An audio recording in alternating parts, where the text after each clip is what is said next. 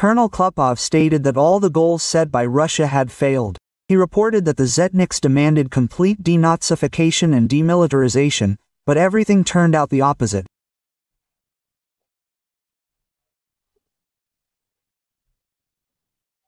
Now, after 3 years, the question arises about refining the military political goals, taking into account how NATO has performed as a whole, how individual states have performed, how Ukraine's defense is being built and how effective, therefore, the previously set goals are, because they set the goal of denazification, gave birth to a whole galaxy of followers of these Nazis, set themselves the goal of demilitarization, but led to complete militarization of both society, therefore, and the state of this country.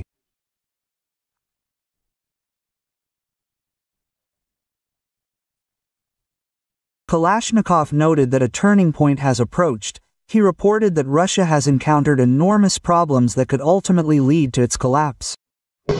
You understand that a turning point is approaching now. No, I repeat my old forecasts. Either we take Ukraine out of the war, or we will face a very strong economic and subsequent world events.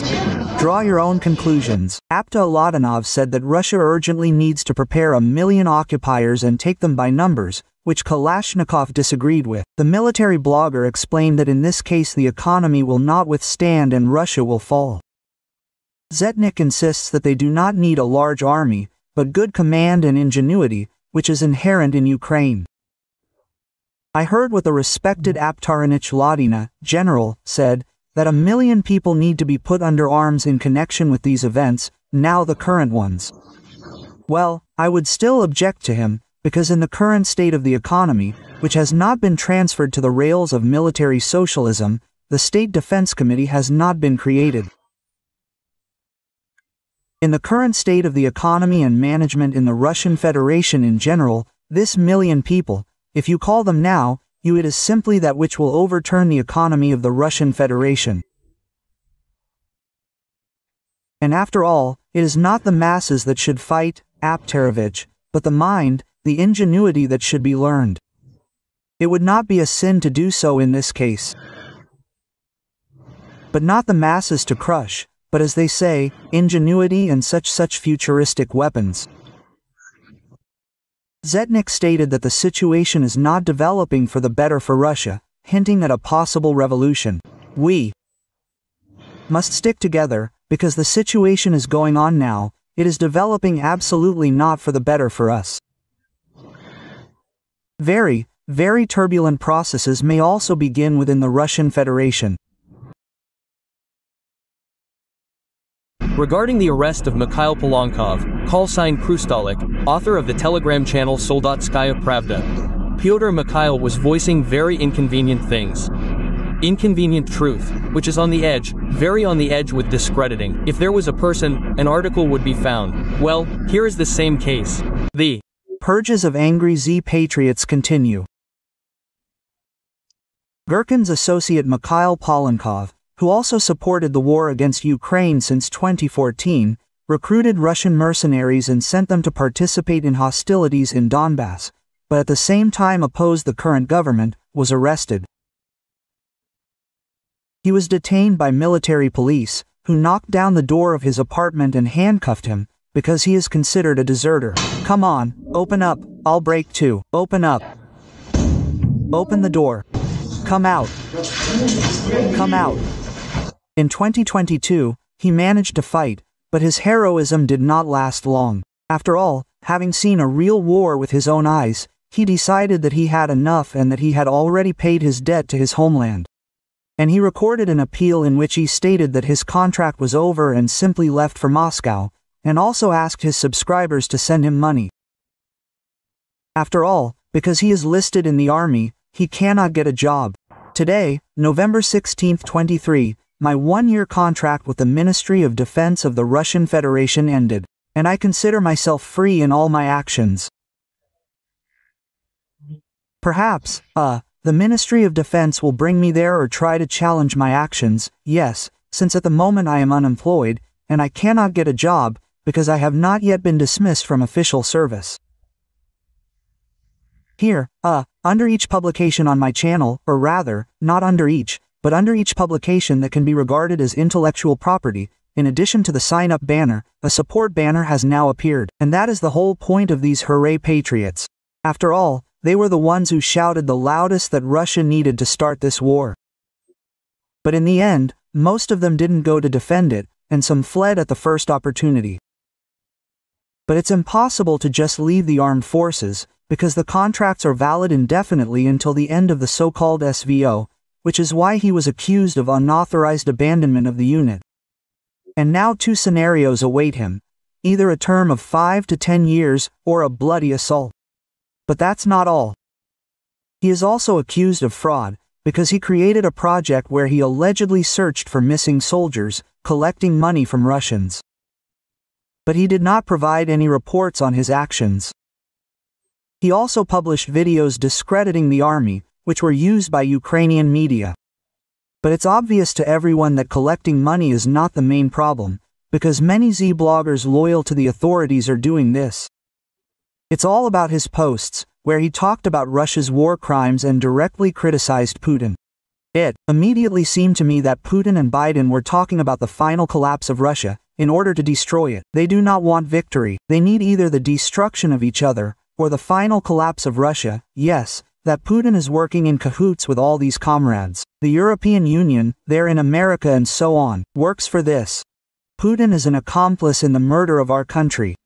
They are constantly looking for foreign agents. Everyone is a foreign agent for them, except Putin, and you can already feel the anxiety of those same ultra-patriots. Many were afraid to speak out, but his closest associates have already made a statement. In principle, it is believed that he left the unit without permission. He is 53 years old. He is sick. He is with Kamasov. He fought in general, not having the right to fight due to health reasons. He earned a medal for bravery. And now his homeland has awarded him this way. Big changes will come. The campaign in Ukraine will end, but it will end, well, let's say, very ambiguously, and very untriumphantly. And so that there is no talk about this, there will be preventive, intimidating arrests among, as they call it, the sane public, and we call them Russian angry patriots there.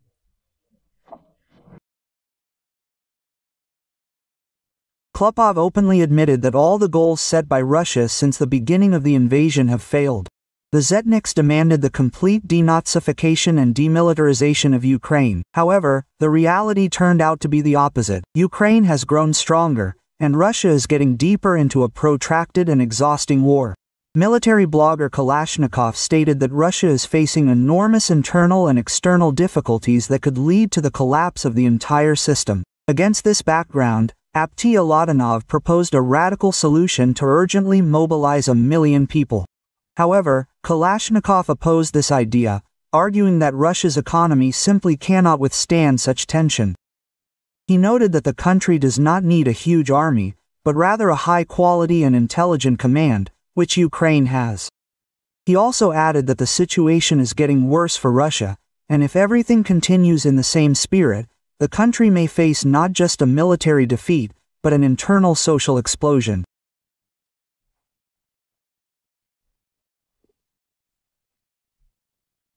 Now, after 3 years, the question arises of refining the military political goals, taking into account how NATO has performed as a whole, how individual states have performed, how Ukraine's defense is being built, and how effective, that is, the previously set goals are, because they set the goal of denazification, and gave birth to a whole galaxy of followers of these Nazis.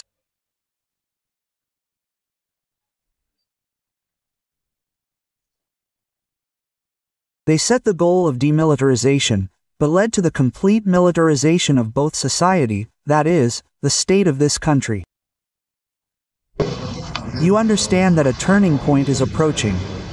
I repeat my old forecasts. Either we withdraw Ukraine from the war, or we will face a very strong economic and subsequent events. Draw your own conclusions. I heard what the respected Apteranovich Ladanov, general, said, that 1 million people must be put under arms in connection with these current events.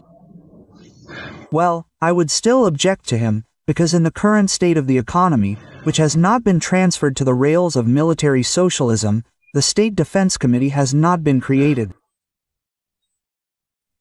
In the current state of the economy and management in the Russian Federation in general, this million people, if you call them now, you are simply what will overturn the economy of the Russian Federation.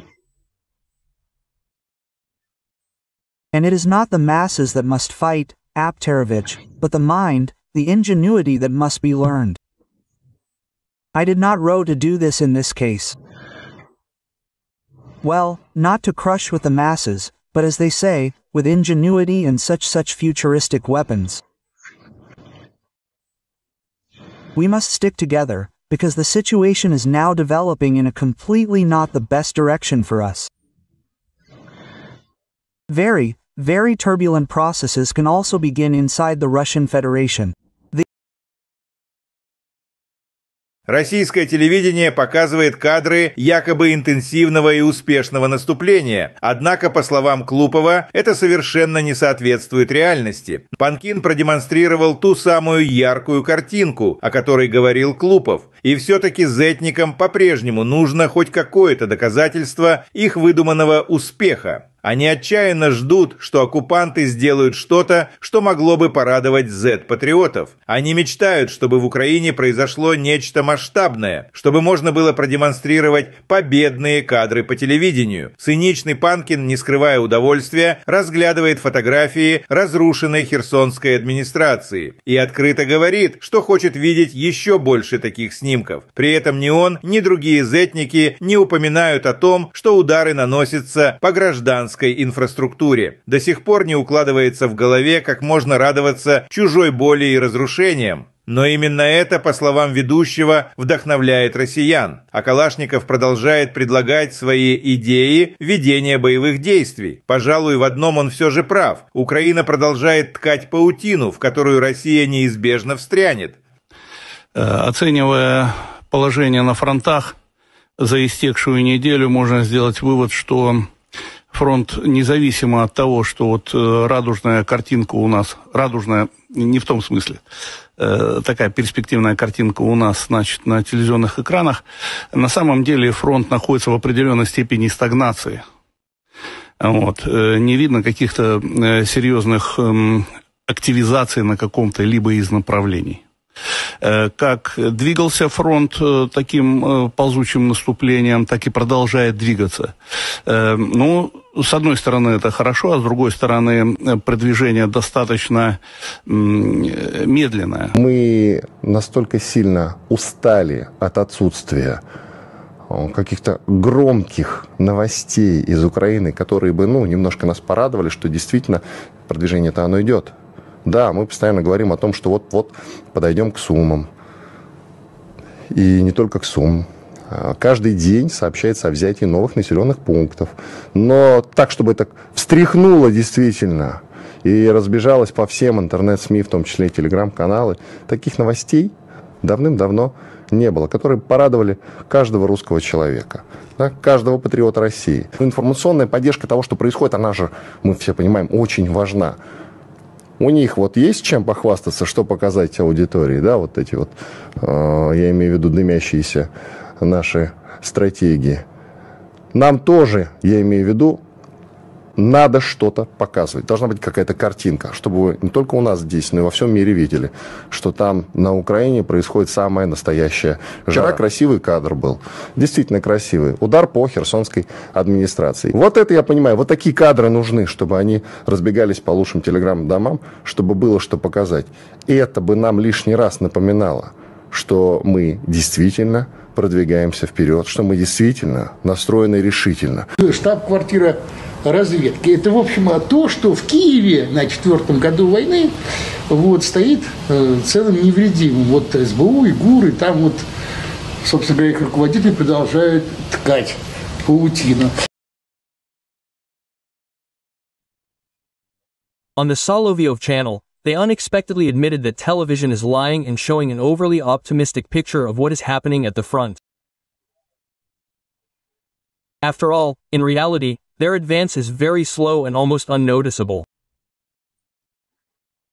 According to Colonel Rustam Klupov, He said that the front is in stagnation, and they have not seen any serious breakthroughs for a long time. Assessing the situation at the fronts over the past week, we can conclude that the front, regardless of the fact that we have a rosy picture, rosy not in the sense of, such a promising picture we have on television screens. In fact, the front is in a certain degree of stagnation. Look, there are no serious activations visible in any of the directions. The front continues to move with such a creeping advance. Well, on the one hand, this is good, but on the other hand, the advance is quite, slow. They said about the regions in Ukraine that we consider ours. Yes, I have said many times that I consider the Russian and Ukrainian people to be one people in fact. And in this sense, all of Ukraine is ours.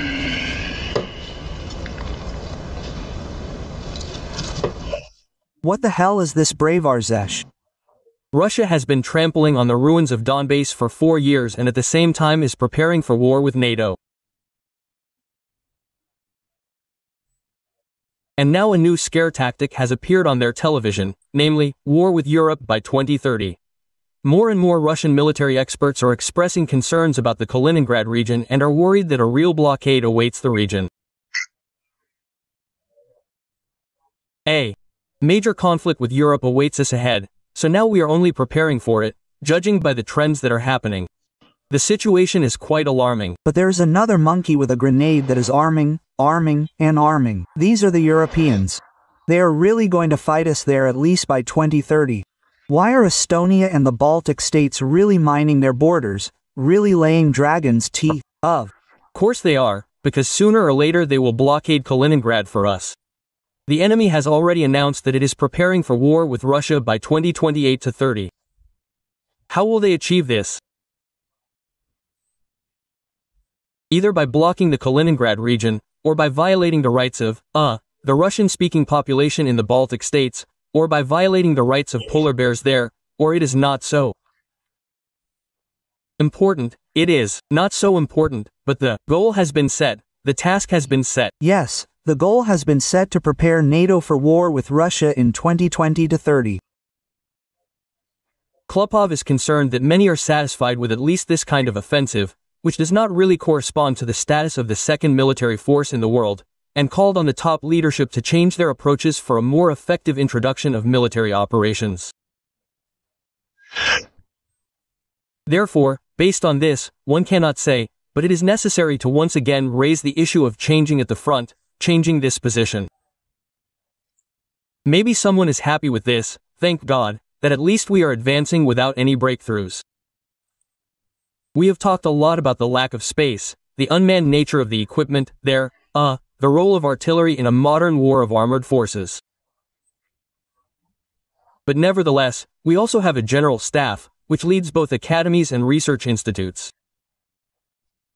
We need to get out of this situation, this creeping offensive. New forms and methods of using troops. And, accordingly, based on this, it is necessary to return to the issue of, the destruction of the leadership. Israel showed us that they practically beheaded both Qasser and the armed forces of Iran. That is, after so many years, Russian television still does not understand how they can defeat Ukraine and how they can change the methods of waging war to achieve results. After all, the creeping offensive suits everyone, despite the colossal losses and depletion of the economy. We have this old, well, it's not a proverb, not a parable, but an old rule. Where the foot of a Russian soldier steps, there is ours. This is just an amazing. Putin said that he is ready for negotiations with Zelensky, but there is a nuance. Well, it is dangerous. We are ready to meet. I am ready to meet with everyone, including Zelensky. If the Ukrainian state trusts someone to negotiate, for God's sake, Let it be Zelensky, Putin said in a conversation with journalists. For God's sake, let it be Zelensky. The question is not who will sign the document. God, how finished I am. According to Putin, the main question is who will sign the documents. He again said that Zelensky is allegedly illegitimate. Moreover, Putin threatened to worsen the situation for Ukraine. If Kyiv refuses to negotiate with Moscow, they will not negotiate, the situation may change for the worse for them. There is no need to drag it out, we need to sit down and negotiate, the head of the Kremlin said. If we continue to fight further, and many watch, some in quotes only talk about the fact that we can fight forever, this is nonsense. And we have very strong large losses. Putin also assured that Russia is allegedly trying to end the hostilities in Ukraine. Yes, We don't need to decide, that's it. Because otherwise, look, I'll say it again, the scales begin to strategically tip in favor of our enemy. And the strike was not on residential areas, but on defense industry facilities, on factories that produce military equipment. That's what we're doing. And we're making no secret of this. One of the goals of the special military operation is the demilitarization of Ukraine. The first basic truth. Russia cannot, does not, and will not voluntarily withdraw from the war, because war is a way of existence for this type of state. That is, they've thrown away all the husks, implemented the concept of control over the internal people, over their own citizens, yes, through war. And, accordingly, this is the only form of existence for Putin's state. Yes, there are no other forms of this state and there never will be. And, accordingly, it will not be able to withdraw voluntarily, I emphasize, regardless of the negotiation processes. Don't you see that our guys give their lives, not just perform, not just talk, but defend with their lives the rights of not only the African continent, but all people on our planet? Billions of rubles have been stolen under some suite. What have these people been doing all this time? Billions were needed for what? To assemble the most basic design, obvious to any engineer, and on top of that, assemble it using an American engine, some foreign propeller, and all the avionics are probably foreign. Are you kidding me, bastards? It was practically a direct hit. It tore apart the main part of his remains. They took him home, right, Zhenya? And then they found his leg here. We have such an old it's not a saying, not a parable, but an old rule. Where the foot of a Russian soldier steps, that's ours. And here is buried the foot of Colonel Nikolai Nikolaevich Ovcharenko. On March 15th, he was building this crossing. Yes, he managed to build it. Yeah. And he has already accepted the kingdom of heaven. Vladimir Trupin, speaking at the shameful Intergalactic Economic Forum, which among the leaders of the countries, only the president of Indonesia attended, announced some old rule. He said that supposedly where the foot of a Russian soldier steps, that's ours. Let's note that at different times Russia invaded dozens of countries, but none of these countries belong to Russia. The Kremlin senile fool came up with this supposedly old rule and, as usual, screwed up. In addition, it is worth recalling that in 2024, 138,000 prosthetic legs were issued in Russia, which is 51% more than the year before. In turn, Ukrainian Foreign Minister Andriy Sybiga commented on Trupin's latest statement. He noted their blatant cynicism and disdain for U.S. peace initiatives. According to the diplomat, the phrase about the leg of a Russian soldier was especially absurd. Sybiga emphasized that wherever this leg steps, it brings only death, destruction and suffering. At the same time, he added, Putin is completely indifferent to the fate of his military and their limbs torn off by Ukrainian drones. He has already killed 1 million soldiers in a senseless bloody meat grinder or 2 million legs. His rhetoric serves only one purpose: to distract attention from the failure of 25 years in power, Sybiga concluded. Trupin does not care about Russian soldiers and their torn-off legs. He is a mass murderer of his own people. I wish you to recover, get back on your feet and protest, and put in order. What the hell are you talking about? The International Economic Forum has ended in St. Petersburg. Putin spoke there today and said a lot of general words for everything good. Salaries must grow, the economy must develop, and the business climate must become more attractive. Listen. The most important thing is that the business climate should allow us to expand and strengthen the base of our economy, make it more sustainable and at the same time dynamic, aimed at increasing the production of goods and services. Apparently, Putin listened to yesterday's interview with the Deputy Minister of Finance, who said that so far not a single Western company has applied to return to Russia. That's the business climate. As usual, Putin boasted of record low unemployment, especially among young people. Not surprising, given that he sent hundreds of thousands of young men to war, and another 1 million people left. He also demanded that Russia join the list of countries' leaders in ease of doing business. Again, a benchmark for the national model, so that by 2030 Russia would be among the world's top 20 leaders in terms of business conditions, taking into account updated international ones.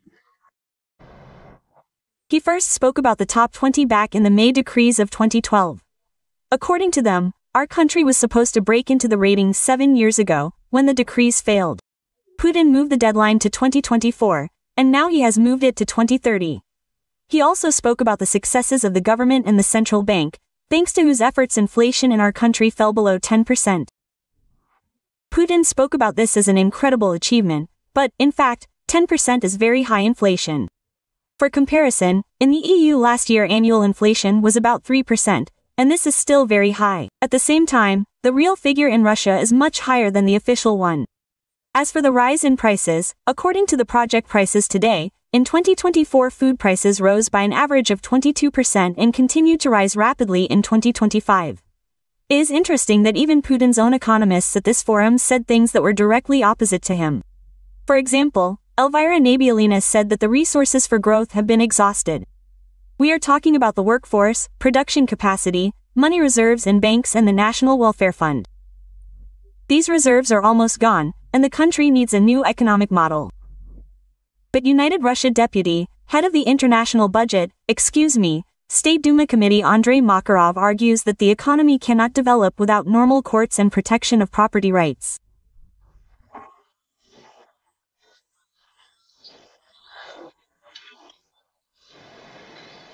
But when business no longer speaks about the main problem, the investment climate and the lack of institutions, and institutions are actually an opportunity, if your rights are violated, to go to court and expect that it will be a fair decision, regardless of who you go to court to, who you argue with.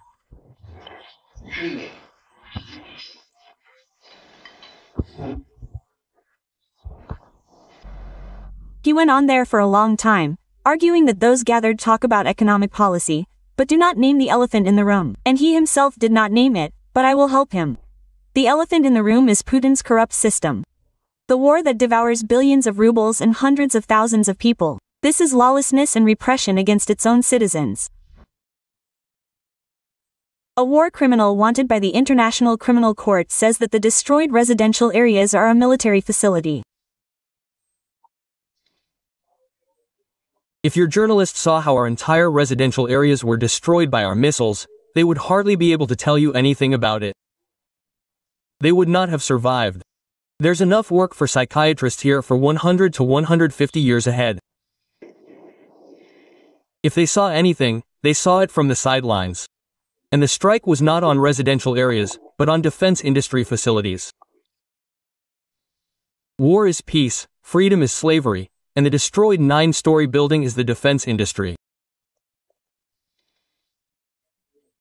One of the goals of the special military operation is the demilitarization of Ukraine, That is, depriving it of the ability to have armed forces that threaten us. That's why Ukraine already has F-16s, HIMARS, Patriots, Bradleys, Leopards, Storm Shadow missiles, Tri-7 howitzers and a bunch of other weapons. Everything is going according to plan, according to plan, according to plan, according to plan, according to plan, just according to plan. That's the schedule. How can people who disgrace the great aviation industry calmly walk on Russian soil? The homeland of Antonov, Tupolev, Sukhoi, Mikoyan, Gurevich.